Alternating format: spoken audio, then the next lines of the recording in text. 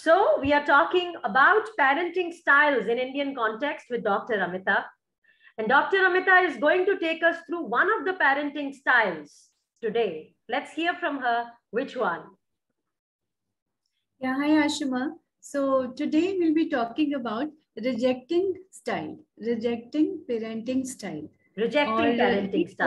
Rejecting parenting style.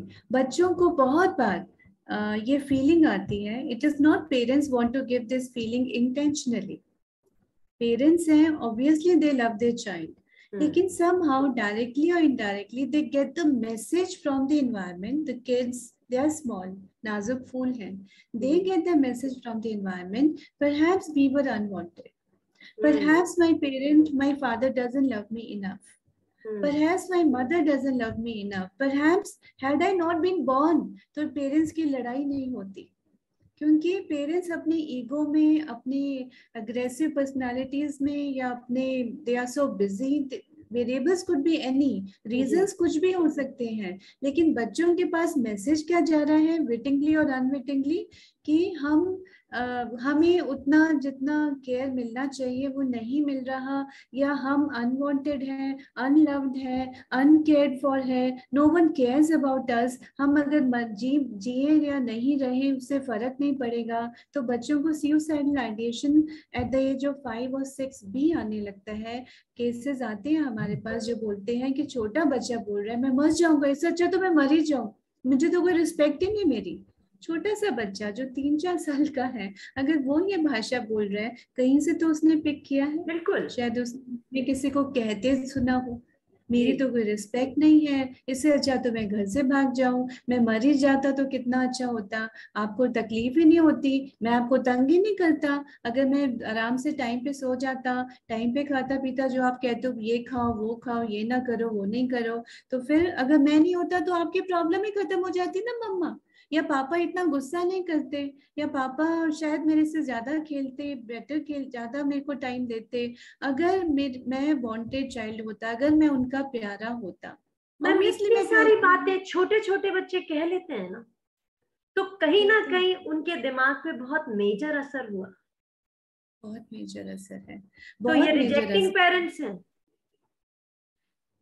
कहीं ना कहीं उनके पेरेंटिंग स्टाइल रिजेक्टिंग है, वो रिजेक्ट नहीं कर रहे हैं. पेरेंट्स अपनी स्ट्रगल्स, अपने संघर्षों से जूझ रहे होते हैं, लेकिन विडंबना ये है कि first 5 years of married life जो होता है वो किसी भी एक कपल के लिए, या 2 individuals who decide to stay together, वो जो फर्स्ट 5 years उनकी जिंदगी का एक बहुत इंपॉर्टेंट अहम हिस्सा होता है उन्हें जोड़ने का.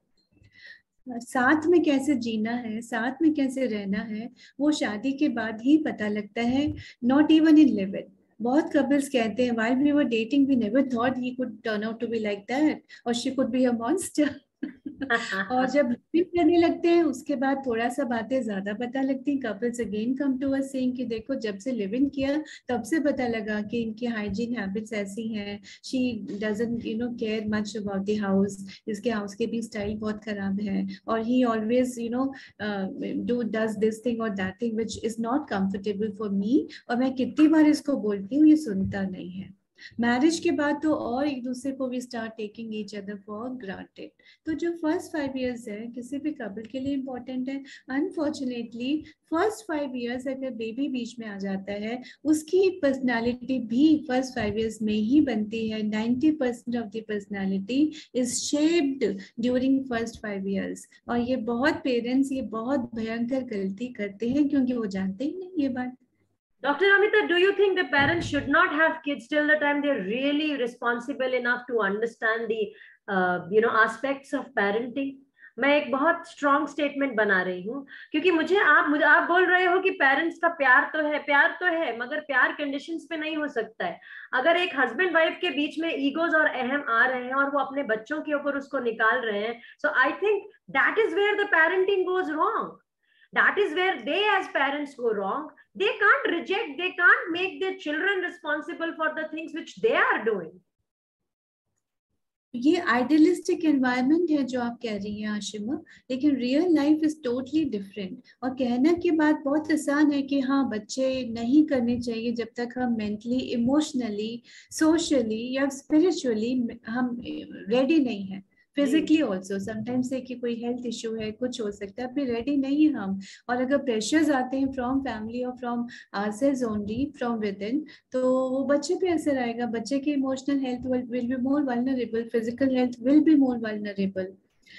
आजकल की जो जनरेशन है, will say people who are in their 20s and 30s who are getting married also late, they are, I will say कि they are more thinking about and talking about these issues कि first 5 years या 3 years या 7 years they are very clear, no baby till 7 years, till 2 years, till 5 years, till 10 years also.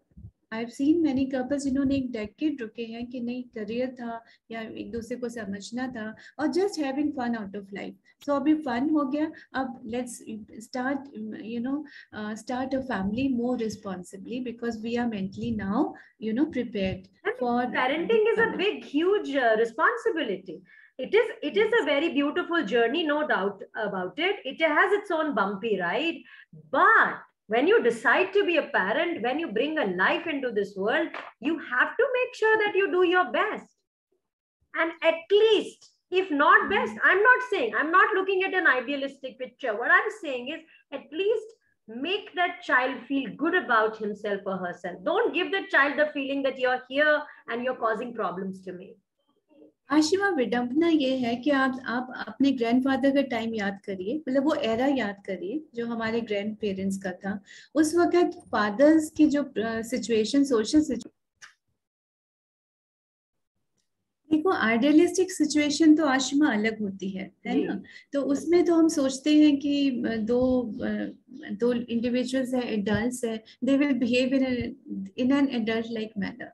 हम expect करते हैं कि वो अगर बड़े हैं तो बड़प्पन भी दिखाएंगे, बेबी आएगा उसको प्यार देंगे, दुलार देंगे, पुचकारेंगे। मगर ऐसा हो नहीं पाता क्योंकि बेबी के बाद पोस्टपार्टम डिप्रेशन भी एक बहुत बहुत अहम हिस्सा बहुत लेडीज का आजकल ज्यादा हो गया है। क्योंकि लड़कियां, young girls or maybe girls in any age when they become mothers for the first time, उनके करियर स्टेक पे लग जाते हैं, उनकी अपनी फिजिकल हेल्थ भी स्टेक पे हो जाती है। पहले जॉइंट फैमिलीज थी तो ना दादी, नानी, मामी, चाची, बुआ, मासी सब लोग होते थे, पड़ोस की आंटियां भी आती थी, मिठाई पंजी भी बनाती थी, कुछ और छोटे छोटे तरीकों से बच्चे का, जच्चा और बच्चा की केयर होती थी। आजकल नहीं होता। आजकल girls are on their own और मेड्स पे डिपेंडेंट है। एक सेइंग है ना, every working lady is dependent on another working lady. तो अगर मेड नहीं आती, वो भी वर्किंग लेडी है, तो उससे अलग तरह के इश्यूज हो जाते हैं। हस्बैंड को ऑब्वियसली ऑफिस जाना है, काम करना है, और लेडी ने जो अगर अपना आफ्टर द डिलीवरी जो इश्यूज होते हैं, फाइनेंशियल इश्यूज आते हैं, करियर भी थोड़ा सा ऑन होल्ड हो जाता है, physically also you not in a very good shape. Initial years में, इनिशियल मंथ्स में ज्यादा आपको ध्यान देना है, उसी वक्त ही उतना ज्यादा स्ट्रगल्स बहुत I have a question here. अगर एक हस्बैंड ज्यादा सपोर्टिंग है, एनकरेजिंग है और रिस्पॉन्सिबल है, तो क्या पोस्टपार्टम डिप्रेशन होता है? चांसेस कम हो जाते हैं, बहुत कम चांसेस हो जाते हैं अगर हस्बैंड सपोर्टिव है, एनकरेजिंग है, केयरिंग है। कई बार हमें ज्यादा कोई फिजिकल केयर की या कडलिंग की जरूरत नहीं, एक आंख, एक प्यार भरी नजर मिल जाए, वही बहुत है।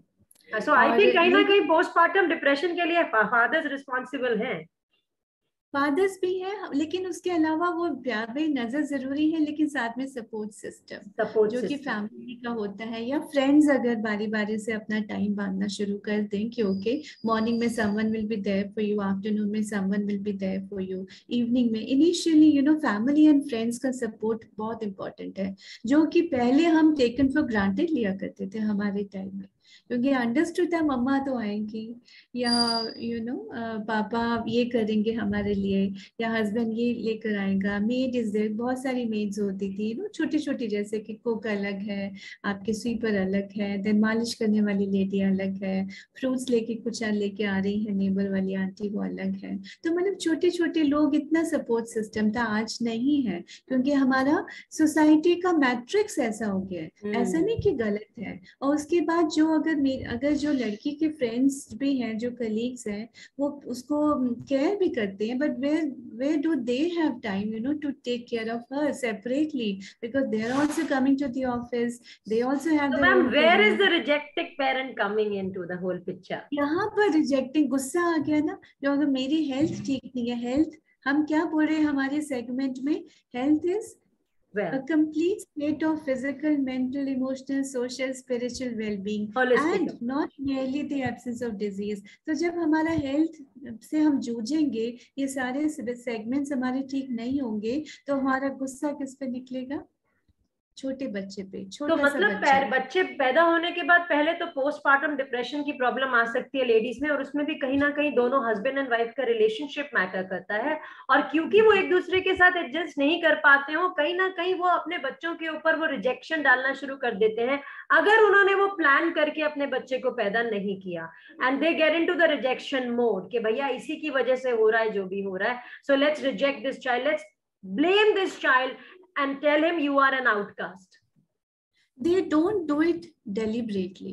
ऐसा नहीं, अपने बच्चे का कोई दुश्मन नहीं होता, वो डेलिबरेटली ये भाषा यूज नहीं करते, वो डेलिबरेटली अपने बच्चे को रिजेक्शन फील नहीं कराते, लेकिन उनका बिहेवियर वैसा हो जाता है जाने अनजाने में। तो हम वही करने की कोशिश कर रहे हैं मैम, उनको समझाने की कोशिश कर रहे हैं, अगर जाने अनजाने आप अपने बच्चों को रिजेक्ट कर रहे हैं, अपने बच्चों को ऐसी बातें कह रहे हैं जिसकी वजह से आपके बच्चे के मेंटल वेलबींग के ऊपर और फिजिकल वेलबींग पे और होलिस्टिक वेलबींग के ऊपर प्रॉब्लम हो रहा है, तो you better take care. We are trying to consciously make you aware of the situation.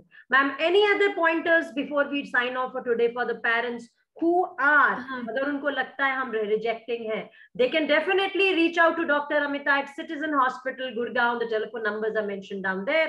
But what else? Are there any tips for such people, Dr. Amita?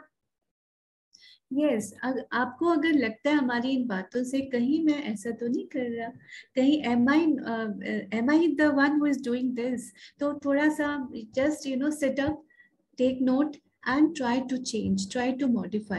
बहुत बार जब हमारे बच्चे अग्रेसिव हो रहे होते हैं, रिबेलियस हो रहे होते हैं, डिसोबीडियंट हो रहे होते हैं, इनडिसिप्लिन हो रहे होते हैं, बहुत बार पेरेंट्स आते हैं और वो कहते हैं बच्चा अब ऐसा है, पहले तो बहुत अच्छा था, एडोलेसेंस स्टेज में अब ये अग्रेसिव हो गया है, और हमसे बात ही नहीं करता, इसके पास टाइम नहीं है हमारे लिए, दोस्तों से बातें करता रहता है. नाउ लुकिंग, आप पीछे जाइए ना, जब छोटा बच्चा था तब आप इतने बिजी थे, आपके पास बच्चे के लिए वो छोटी छोटी चीजें करने के लिए टाइम नहीं था. तब तो आपका जो टेलीविजन था, उस वक्त टीवी को ही बोलते थे इलेक्ट्रॉनिक बेबी सिटर, आजकल मोबाइल इलेक्ट्रॉनिक बेबी सिटर. आजकल पेरेंट्स बच्चों को मोबाइल देके उनको लगता है शायद वो अपनी जान छुड़ा रहे हैं, मगर शायद कहीं ना कहीं वो अपने लिए एक बड़ी मुसीबत पैदा कर रहे हैं. तो अगर आप उस मोल्ड में हैं जहां पे आप अपने आप को as a parent, definitely as doctor Amita ने बोला कि कोई पेरेंट जानबूझ के अपने बच्चे को रिजेक्ट नहीं करता है, मगर आपकी सिचुएशंस, आपका मेंटल स्टेट आपको ये करने पे मजबूर कर देता है और आप कॉन्शियसली अवेयर नहीं होते हैं. We are trying to make you consciously aware of the situation, क्योंकि बच्चे अगर इंटरनलाइज या एक्सटर्नलाइज कर लेंगे अपने इमोशंस को, तो कहीं ना कहीं वो आगे चल के एक मेजर प्रॉब्लम बन जाएगा. Thank you doctor Amita, thank you for this segment. Coming up with the next segment, coming up with the other parenting style. Stay tuned, keep taking our notifications, and God bless you all. Bye-bye.